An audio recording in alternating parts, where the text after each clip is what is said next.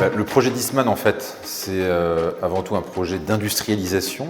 Donc on a envie d'investir plus d'1 milliard d'euros pour créer une usine ici à Port-Jérôme et être capable de recycler des plastiques qui sont autrement pas recyclés.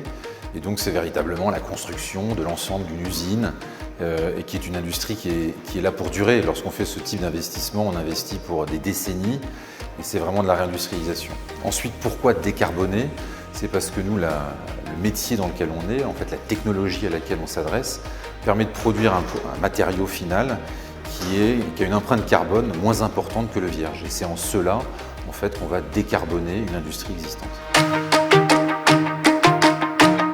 Alors, cette question en fait touche une question, j'ai envie de dire, fondamentale. Elle nous met un peu tous nus devant le miroir en se demandant mais qu'est-ce qu'on veut en fait pour soi, pour nos sociétés, nos familles, nos entreprises, nos pays sur le long terme. Pourquoi je dis ça? C'est parce que le bénéfice paraît évident à tout le monde, mais c'est un bénéfice de long terme. On verra les bénéfices d'une décarbonation dans des décennies, alors que le coût en fait nécessaire pour être capable de faire ces transitions est un coût immédiat, un coût de court terme.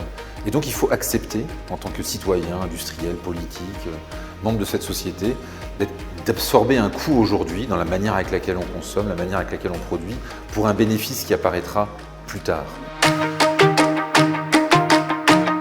En fait, ma conviction, c'est qu'il n'y a pas, en réalité, d'économie circulaire qui ne soit pas locale. Et donc je pense que les territoires y jouent un rôle majeur, pour deux grandes raisons. C'est d'abord eux qui connaissent tout en fait l'écosystème, toutes les compétences nécessaires pour faire en sorte que ces projets complexes ressortent. Et donc ce sont des liants fondamentaux dans la mise en place de ces projets-là. Et puis la deuxième raison, c'est que l'échelle locale, c'est cette échelle-là qui rencontre et qui croise le regard des habitants, qui doit supporter les interrogations des habitants. Et je pense que c'est véritablement une source d'inspiration puissante pour être capable de prendre des décisions qui sont des décisions de long terme pour mettre en place ces économies circulaires. Peut-être une remarque supplémentaire sur les économies circulaires.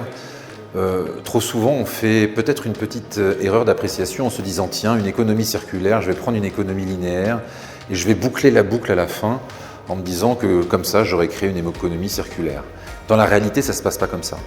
Créer une économie circulaire fait que toutes les relations qu'il va y avoir vont changer entre les différents acteurs. On n'est plus dans une relation client-fournisseur, on est quasiment dans une relation partenaire sur toute la chaîne parce que tout le monde devient un peu dépendant des uns des autres pour faire en sorte que ça marche. Et je crois qu'il n'y a que la dimension locale. Il y a un moment, c'est lorsqu'on a un peu j'ai envie de dire, de l'enjeu ensemble qu'on arrive à trouver la manière avec laquelle on peut relever les défis. C'est pour ça que je pense que l'échelon local est juste fondamental pour ce genre d'économie.